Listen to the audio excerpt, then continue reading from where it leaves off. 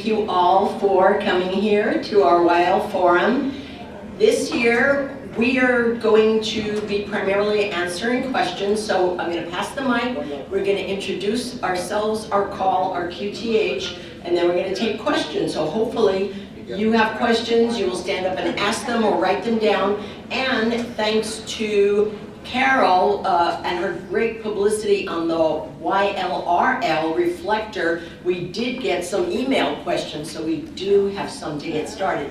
I'm Gayle, K6GO, and my QTH is Poway in San Diego County, California. My name is Joan, I'm N6KIM, and I live in San Diego. I'm Linda, W6QE, and I live in Whittier, California. I'm Vicki, N6KLS, and I guess I'm the odd person out here. I live in Kingman, Arizona, Mojave County. And we're happy to have all of you on the panel. There will be one more joining us. So, Vicki, and anybody can chime in, how did you originally get on the air? Interesting story. I started well over 30 years ago. As you can see, I'm a member of QCWA. How many of you have been licensed over 25 years? So there are people here eligible for QCWA, and I'll just give a plug for that while I'm here. But I started by attending a field day one year and operating, and I just enjoyed it so much that I decided, well, hey, I think I could get my license. And I continued, I persevered and got my license. And a lot of people always say, oh, did you get your license because your husband's a ham? No, I got my license because I wanted to get my license. And it was about me making that decision. I love ham radio, and it's a lot of fun for me, and I do a lot of good work with that, with amateur radio. I don't just do it as a hobby. I believe ham radio is a public service. It's a service to the community. So, but I started with field day and got my license through an individual ham who gave me my license, my exam, and then went back and upgraded to my tech. This was a lot of years ago, and then continued on, and I have my extra class license. I feel like I worked hard to get that, and I'm proud of that. And every other woman out here can do the same thing. Yeah. I'm not special. Every single person has that same ability. So if you have your license and you want to upgrade, you can do it. Go for it. Thank you. Anybody want to add to that from the panel? And would you introduce yourself, please? Good afternoon, ladies, YLs, and hens. My name is Vjolica Belagu. I'm coming from Kosovo. This is the newest DXCC country that has been recently accepted. So I'm very happy to be here. That was our dream, to become a DXCC country, a long-awaited dream. My history is a bit quite long, but I will try somehow to summarize it shortly. I got my license in 1980. It was, at that time, I was the first YL in Kosovo, and worked very hard as Vicki. Oh, everybody's here. The names are more or less the same because my name means violet in English. So I see that I'm surrounded with violets here. So I had to work very hard to get my license. There was a CW part to be quite well exercised, and then the other communication part and electrical and electronical part. But me as well have had to work very hard, and I got it. Then I had the higher level. It was not enough for me. Once you get in, then you want to get in a deeper troubles. Then I reached the maximum, up to the A class. The A class is equivalent to the HAREC license today.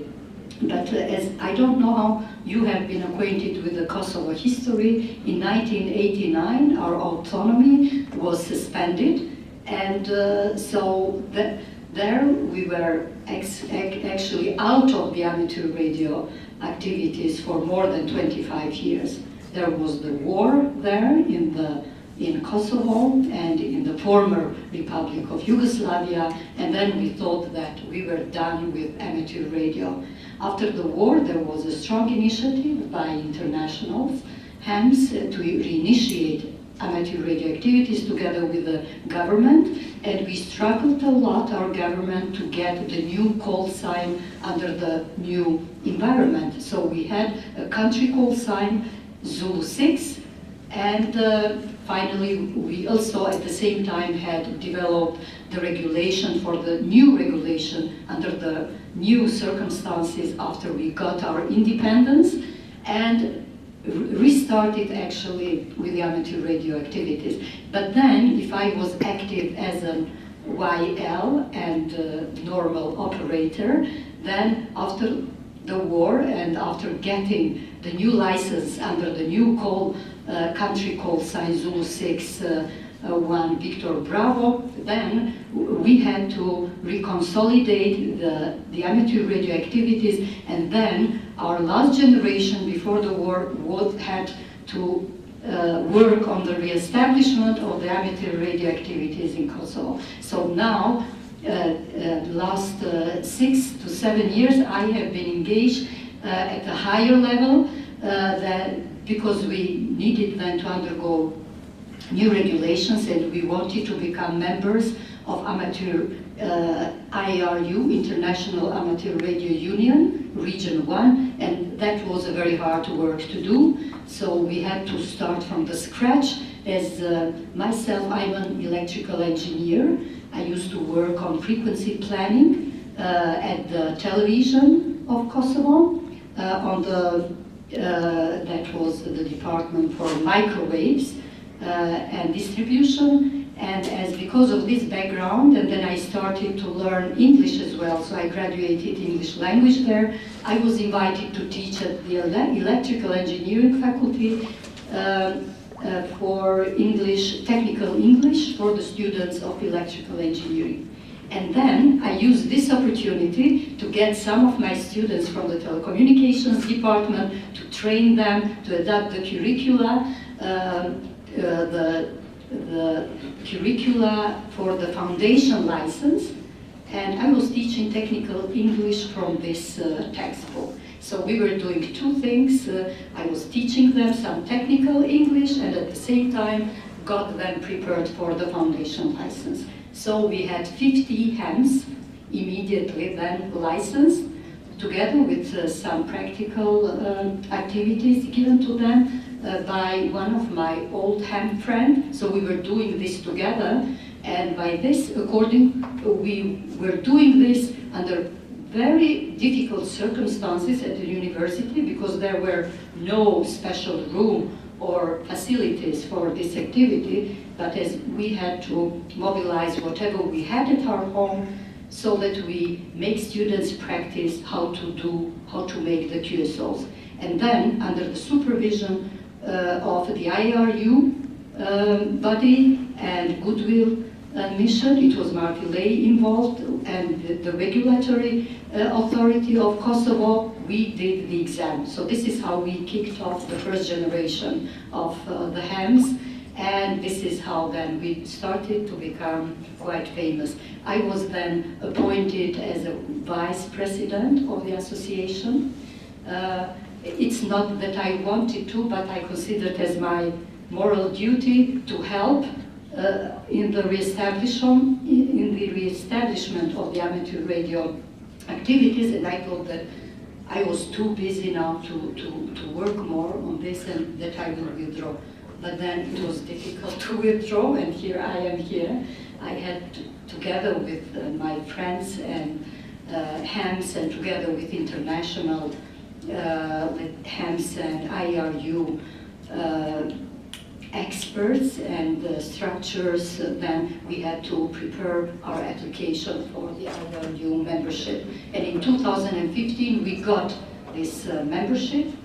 It was a big challenge, and we didn't manage to win in the first round, but then in the second one, we became members of IRU Region 1, and then we tried very hard to get the DXCC status, because whenever we were working on air, we were very active in many activities and contests, but we were considered to be pirates, and that was a very uncomfortable feeling. So we worked hard now to become a DXCC country, and luckily 2 months ago we became the newest DXCC country. That was our dream, and we are trying now to share our joy together here with you. So thank you very much, and maybe later on, if you have some questions, I will have then to go through it, but it's quite a long story behind, and it's not so easy to make it short. So thank you very much. I'm very happy to be here, and I will have to convey my best regards from our hams and youngsters from Kosovo. Thank you. You get the award for the most interesting story. Let's just all decide that right now. And this is being recorded. Oh, okay. Yeah, no, this one. Oh, okay. Joan wants, how did you get on the air? Yeah, my story's not that as interesting, but I was introduced to ham radio by my husband, and I decided that because I was going to night school and different things, and I needed a way to communicate, and did not have cell phones back in '82. And so I got my license so that I could, if I broke down on the road, at least I had somebody I could call. So it was more a safety thing for me. And at that time, I went on to, I went through and got my technician, general, and advanced. And I stopped there because of the 20 words per minute requirement for extra. But it's been 34 years later, I just got my extra class. So it was a long dry period there, and I really haven't, I wasn't very active during those years, and I'm actually becoming more active now. While you have the microphone, tell us how you got your extra class license. Well, my husband and I have a place in Goldfield, Nevada, which is a very small mining town. It's about 300 people. And some of the locals there had asked us to set up a testing facility. They wanted to get their licenses. So we did. We called in some volunteer examiners, and they had to come from Las Vegas and Pahrump. And it's like a 3-hour drive for them. And because it is a small town and a small community, people there they say they're going to do something, and then something will turn up and they don't always show up. So I felt compelled to at least give them one person who would take the test. And so that's why I studied. Otherwise, I probably would have still kept my advanced. I kind of like having the advanced because it's not available anymore. And it just felt a little special to me. But as it turned out, there were 10 people who took their test, and they all passed. So, and I was one of them. Yeah. Linda, why don't you tell us about your favorite ham radio experience or experiences?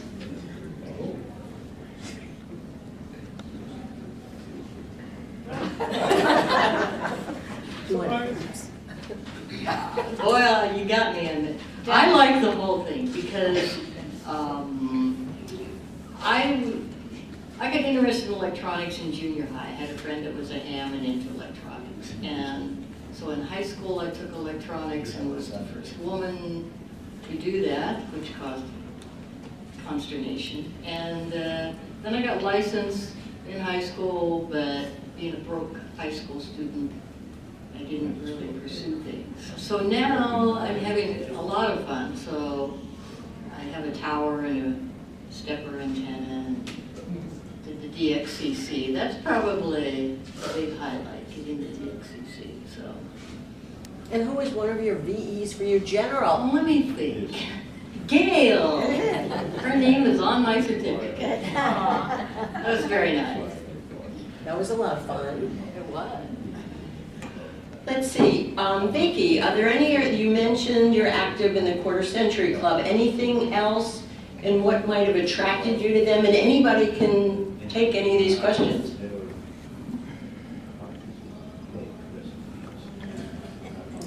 Sure, I'm active in the Quarter Century Wireless Club, and I just think it's so special to have had my license for so long that I can join that group. The other things that I like to do are licensing exams. I am a licensed examiner, and that's really very special, especially when people come in and it's the first time they've taken their license and they're nervous and they're, not sure of themselves, and to try to just encourage them and kind of, get them feeling like they can do it. I also am the chairperson for a large repeater group, 2-meter repeater group. And I love to do 40 meters, get on the 40-meter early bird net, for those of you who might know of that net. I think it's just important to try to avail yourself of a lot of different experiences with ham radio so that you can determine what you like best and what fits your personality and where you're located. So, I'll turn it back to you. Sure, thank you. Anybody else want to add to that? Moving sure. Well, Go ahead. I already have this in my hand. I might use it again. In our country, it's a bit different situation. I had lots of YLs in my groups, and we'll see in our presentation tonight, I will show you the photos of our students, the youngsters, when they got the first licenses. And you will see there that we had lots of girl students. It's half, 50% of out of 50 new hams were women, were YLs. And they were, I can say that they were much, much better than boys in the test. And actually, we operate in a radio club that we have established within the electrical engineering faculty. And we had our very good ham, Ilona Shatri, who is now doing her master's studies in Taiwan. And she was the president of the radio club. But we have another issue, one issue which I would like to share with you, because our case is much different than yours here. We have lots of difficulties in getting visa to get abroad outside the country, our youngsters. And in order to get involved in these international ham activities, which would somehow contribute a lot to boost a little bit of youth engagement to this activity, which I see that's a big issue here, I think, in Europe, and I suppose here in USA, how to attract young people. For us, we have lots of young potential, but we cannot just keep them inside Kosovo now that everybody's going out, but visa issues are preventing us to actually engage them in the worldwide activities, which in our case I think would help a lot to make bigger progress in engaging YLs in this activity. Thank you. Thank you, and I'm going to segue into, and I'll take this one first. How can or do you support other YLs in their ham radio experiences? So my answer is very simply, this forum has become an absolute passion to have YLs, to have supporting YLs. I like to plug the YLRL and any kind of other organizations So I'll pass this down and see if anybody has anything to add. Well, you know, when you're on the air and you're in a pile-up, it seems to me that our voices tend to get out better, and they'll usually say the YL, go ahead. And so, no, I don't encourage other women to get on the air.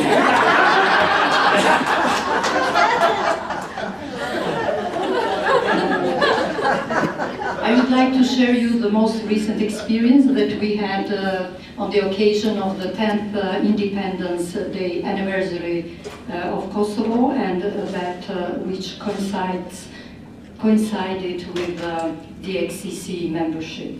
I mean, we got the status of the DXCC country, and we had a very active long 3-week or 4 weeks activities on the air together with the international hams.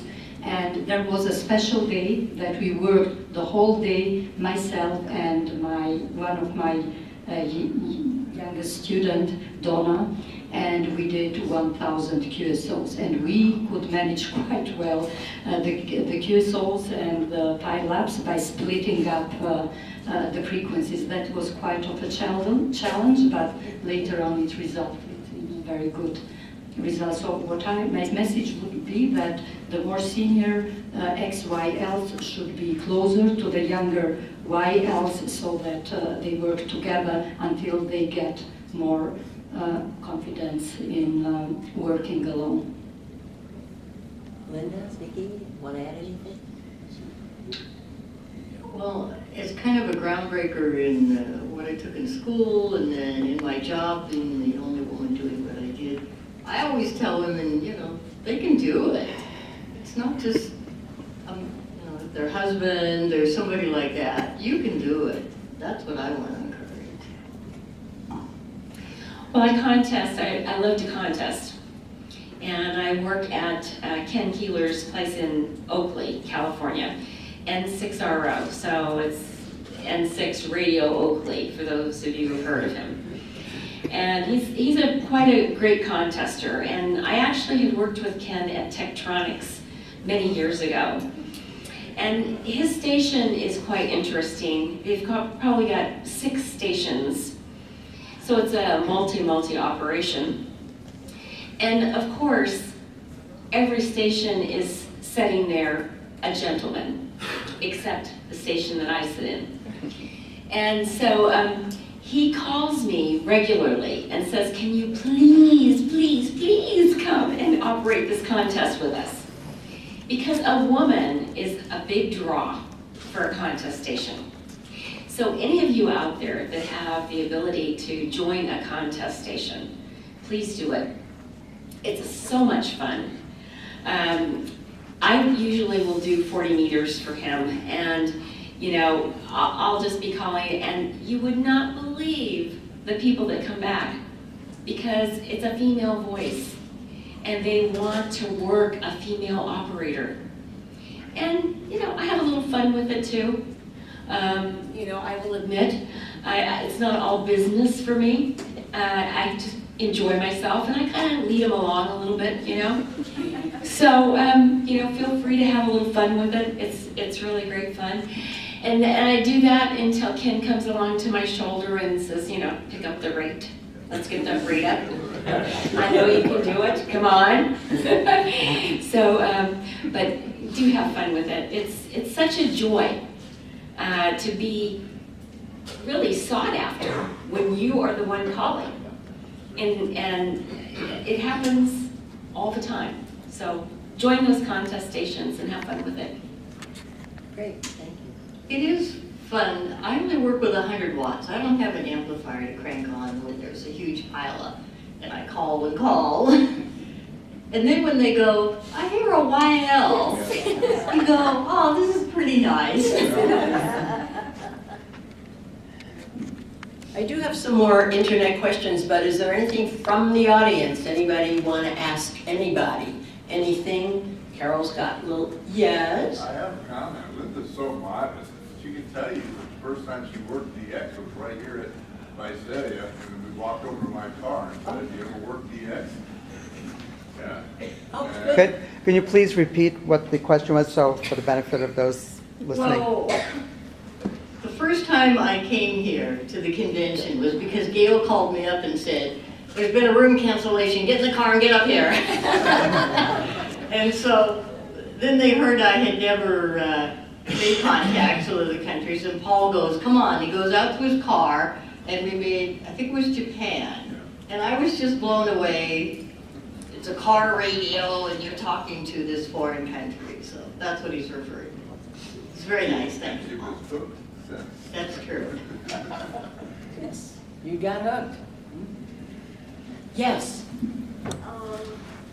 Long ago, when I first got on the air, when I first got a license, and by the way, I met my husband on the air. I had a license before, I had an extra class license when I met him, so I'm different, I guess. Anyway, when I was first getting on the air, another YL that I knew said, oh, you should work a lot of DX because people will answer you because you're a female. And I thought, I don't want people to work me because I'm a female. So I worked no sideband for about 20 years. And I only worked CW, and then I figured out RIDI. So I want to know, which of you works CW? Now or Why, raise your hand. Just one. I do. Okay. You want to say anything? I'm a teacher of CW. I'm a teacher of CW also, and so I enjoy CW. I think it's fun. I think that it's too bad that they had to take the licensing away on being able to pass CW. It always seemed like you really conquered a challenge when you have to learn CW, but there were some people that were in my classes that couldn't hear the tone, or they just downright didn't want to do CW. But anyway, that's my story, and I'm going to stick to it. And that's Vi from Whittier. This question is directed to the young lady from Kosovo. I'm interested in finding out when it comes to hardware, when it comes to getting your ham shack in order, knowing how expensive things can be, how does one organize things? Do you barter? How is it that you arrange these things if you are in Kosovo and not, let's say, in the U.S. where any number of retail stores are available?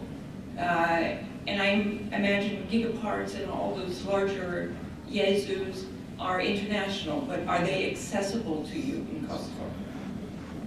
Thank you, Magda. That was Magda. Okay, that was a very good question. As we have recently reestablished our activities in Kosovo, we had to start from the scratch. We didn't have any radio station. The radios that were that have been available to us are brand new so far stations, mainly from Jesu, and these have been donated by the different donors. And so far we are working with the brand new radio stations. That was a very good question from your side, that as soon as we get any trouble, we will have to think about its maintenance. So far, we have a very good group of the more senior hands that maybe, well, still we cannot think of opening and trying to maintain the Jesu without consultation of the company.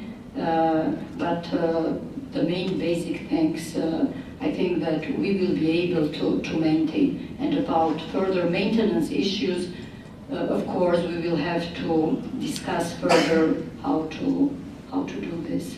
But of course, we have a good ham staff, and we will have to consult others as well. But this is still the beginning of our activities with the new radio station, so we will have to think about it. Thank you very much for your question. Is the station, though, a country Go ahead. station, Here. or is it an individual person station? These are so far individual stations. I have donated my own station to the radio club, that is FT 950 Jesu, and I have another one, FT 450 meters. So far they are working fine. We are trying to tune them well and to take a very good care after them. But of course, if something comes up, we have something from the electronic components available in our country, but we will have to think about this to see how can we provide and how can we get the spare parts that we would need for the further maintenance of the radios here. So, but thank you very much for raising this. We will have still to work on this. Thank you. Sure. I was in the country of Moldova some years ago, and they had more of a radio club station and less independent stations. So I think it operates just a little bit differently. Yeah, I mean, just to add on what I was telling, there are other hams that have individual stations, and so they work individually, but we have as well only just one radio club so far, because this is a new, actually, age starting for us. There is another issue that I would like to share with you, that we still have some custom issues, and we are in the process of settling the administration procedures for getting for other donations that will be provided to us. So it's a completely different concept and approach from other countries who had already had a sustainable and long-term radio activities. With us, we have just recently started. Okay? Good. Thank you. And then I'd like to add, if anybody's interested, I did visit the club in Havana, Cuba in 2001, and their country's rules are that a club station can have a Yagi, but individual people at their home can only do wire antennas. So there is interesting things of country to country.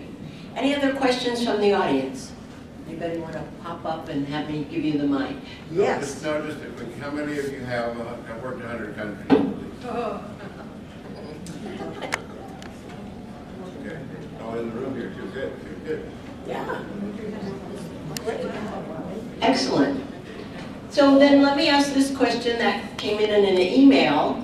Are you active giving back to ham radio through organization, projects, or other means, etc.? You're a VE?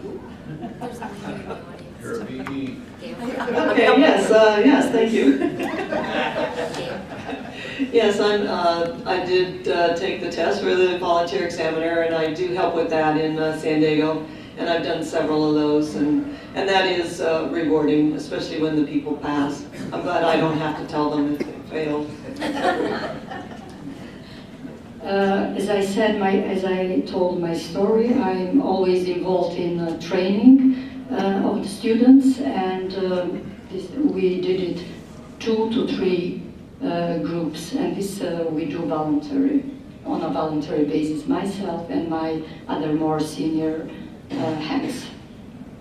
Well, I'm also a VE, so I try to encourage people that way. And we just did a testing with 33 college students at Fullerton College, and they were getting their license because they're working on a Mars rover project.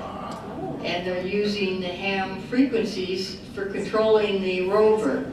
So yeah, it was very interesting, and I said, this is a really good opportunity to show them more aspects of ham radio.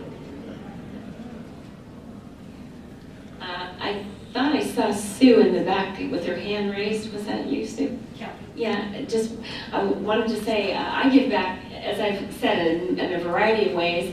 Additionally, I've been the Pacificon vendor chair for a number of years. Pacificon is the large ARRL convention for the West Coast in San Ramon in October. So I'm the vendor chair for that, which is a very large job. I also this year, I don't know why I do these things, but I volunteered to do the antenna seminar. It's an all-day antenna seminar at the same convention. Why I do these things, I'm not sure. Anyway, before I turn it over to Sue, I'm going to just shoot and ask. I did want to just plug, how many of you are going to the YLRL convention in Oklahoma this year? Come on, raise your hands, let's go. Have they got their program out yet? Yes, they have. Okay, it wasn't out the last time I checked. Yes, I and want to it's- know what the program is first. Yeah, well, it's just fabulous getting together with other women who love ham radio. When is It's in August, 2nd to 5th of August. and Carol should really know about this. And the website is ylrlconvention.org. You can sign up there. And if you sign up See you before there. April 30th, you get some kind of a special something. I've forgotten what it was. It's a, some kind of something. Anyway, Sue, do you want to say something? Kathy? Kathy. Oh, Kathy, sorry. Let's Sue, Kathy. Well, you were talking about amateur radio, volunteering. I just want to say, because I'm the co-chair for this convention, volunteer, and my cohort, Chris is out there, KC6TOD. She's doing all the registration, so we're all very actively involved, and I do VE testing, and I think Beverly, are you sitting here? Yeah, you are. She's a teacher, and she's got an actual school that is heavy into amateur radio, also with tower radio, and her kids love talking on the air. And I have, along with my husband and about 4 other people, the Amateur Radio Educational Foundation, and we work with schools in trying to get them set up with not necessarily throwing up a tower, but getting them educated through amateur radio because of STEAM and its necessity to get these kids educated and out there into the world that is complicated as it is, but help them survive in this world. So anyway, that's about it for me. What do we have left, 30 seconds? 1.5 minutes. Okay, I just want to push, because my big thing, I could repeat some of this, my big thing is youth scholarships. And if you can do any fundraising in your club and create a scholarship, and through the ARRL, if you can come up with about $25,000, that will guarantee a $1,000 scholarship forever because of the way they invest it. And I think I'm begging everybody to think about replacing ourselves, because we're not getting any younger. I'm glad we're here, that's the good news, and to share with doing scholarships. YLRL has 4 scholarships per year as well. Thank you. And we have free copies of YL Harmonics. If anybody wants a sample issue, they're over there on the counters as well, and there's some brochures on the YLRL. And also want to plug the Teachers Institute through the ARRL, which provides training to teachers, and it's free. It is, selected. It's not all comers, but the deadline is coming up for that. So if you know any teachers who are interested in going to the league and getting their training, be sure to encourage them to get their applications in now. That's great, and I think our time is about up, so I want to thank all of you for coming and supporting us, and thank all of you for being on the panel. Are we on time?